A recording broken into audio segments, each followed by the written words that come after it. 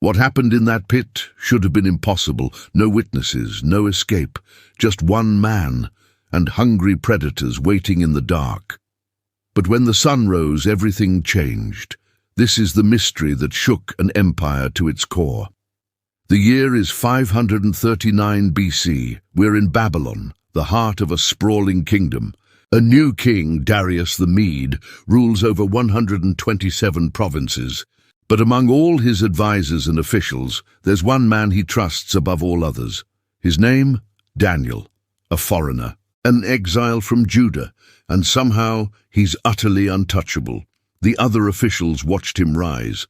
Day after day, Daniel's wisdom outshone theirs. His integrity, flawless. His work ethic, perfect. It was no secret that the king planned to set him over the entire kingdom. And in the shadows of the royal court, jealousy was curdling into a deadly plot. The Bible tells us in Daniel chapter 6, verse 4, "Then the presidents and the local governors sought to find occasion against Daniel as touching the kingdom, but they could find no occasion or fault, because he was faithful. There wasn't any error or fault found in him. They dug for dirt. They searched for any hint of financial corruption, moral failures, or legal violations.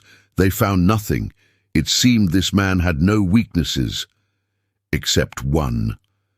Then these men said, 'We won't find any occasion against this Daniel unless we find it against him concerning the law of his God.'" Daniel chapter 6, verse 5. "And so they crafted a trap so clever, so airtight, that not even the king himself could escape it. They convinced King Darius to sign a new law, a decree that couldn't be reversed. The law of the Medes and Persians. All the presidents of the kingdom, the deputies and the local governors, the councillors and the governors, have consulted together to establish a royal statute and to make a strong decree that whoever asks a petition of any god or man for 30 days, except of you, Now, O king, establish the decree and sign the writing, that it not be changed according to the law of the Medes and Persians, which doesn't alter." Daniel chapter 6, verse 7 and 8. They proposed that for 30 days, anyone who prayed to any god or man other than the king would be thrown into the den of lions. The punishment was absolute. Now, here's what makes this so chilling. Daniel knew about the decree. He knew the moment it was signed. He knew the consequence for disobedience. He knew exactly what awaited him in that dark pit. But when the sun began to set that evening, Daniel walked to his upper room, opened his windows toward Jerusalem, and did exactly what he had done 3 times a day for decades. He knelt down, prayed, and gave thanks to his God. Not quietly, not in hiding, not compromising one bit. The same prayers, the same posture, the same unwavering faith, right out in the open for everyone to see. His enemies were waiting. Then these men assembled together and found Daniel making petition and supplication before his God. Then they came near and spoke before the king concerning the king's decree. "Haven't you signed a decree that every man who makes a petition to any god or man within 30 days, except to you, O king, shall be cast into the den of lions?" The king answered, "This thing is true according to the law of the Medes and Persians, which doesn't alter." Daniel chapter 6, verse 11 and 12. Then they answered and said before the king, "That Daniel, who is of the children of the captivity of Judah, doesn't respect you, O king, nor the decree that you have signed, but makes his petition 3 times a day." Then the king, when he heard these words, was very displeased, and set his heart on Daniel to deliver him, and he labored until the going down of the sun to rescue him. Daniel chapter 6, verse 13 and 14. The Bible says the king was very displeased. He spent the rest of the day desperately trying to find a legal loophole, any way to save his trusted friend. But the law was the law. As the sun set, King Darius had no choice. Then the king commanded, and they brought Daniel and cast him into the den of lions. The king spoke and said to Daniel, "Your God, whom you serve continually, he will deliver you." Daniel chapter 6, verse 16. This wasn't a zoo cage. This was a pit carved out of rock, sealed with a massive stone. Once you went in, there was no climbing out. And these weren't well-fed animals. Royal lions were deliberately starved before an execution to ensure efficiency. Daniel descended into the darkness. The king himself placed his royal seal on the stone, making the sentence final. Then he returned to his palace, where he spent a sleepless night, refusing food and all entertainment, his mind consumed by what was happening in that pit. And this is the mystery that has echoed through history. What happened in the dark? No guards witnessed it, no scribes recorded it. It was just Daniel, and whatever force kept those ravenous lions from tearing him apart.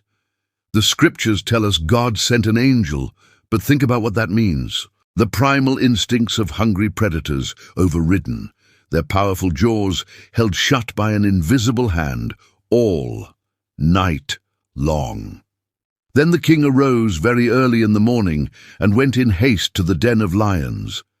When he came near to the den of lions, he cried with a troubled voice. The king spoke and said to Daniel, "Daniel, servant of the living God, is your God, whom you serve continually, able to deliver you from the lions?" Daniel chapter 6, verse 19 and 20. A voice emerged from the pit, alive, unharmed, not a scratch. Then Daniel said to the king, "O king, live forever. My God has sent his angel and has shut the lions' mouths, and they have not hurt me, because as before him innocence was found in me, and also before you, O king, I have done no harm." Daniel chapter 6, verse 21 and 22. The king was overjoyed. When they pulled Daniel out and examined him, the Bible says, no kind of harm was found on him. But here's the terrifying part that comes next. The king ordered Daniel's accusers, the very men who had set this trap, to be thrown into the same den, along with their wives and their children. The Bible records that they never even reached the bottom. The lions overpowered them before their bodies hit the ground. Same lions, same pit. A terrifyingly different outcome. This event so profoundly shook King Darius that he sent a decree across his entire empire, all 127 provinces, to every people, nation, and language. He declared, "I make a decree that in all the dominion of my kingdom men are to tremble and fear before the God of Daniel, for he is the living God and steadfast forever. His kingdom is that which will not be destroyed. He delivers and rescues. He works signs and wonders in heaven and in earth, who has delivered Daniel from the power of the lions." Daniel chapter 6, verse 26 and 27. A pagan king across a vast empire proclaiming the God of Israel. That is the enduring mystery of Daniel chapter 6. It's a story that still asks us one question. What power is so great that it can shut the mouths of lions? If this story left you with questions, drop them in the comments below. Be sure to subscribe for more deep dives into the mysteries of the ancient world. And remember, some rescues can't be explained. They can only be witnessed. Thanks for watching.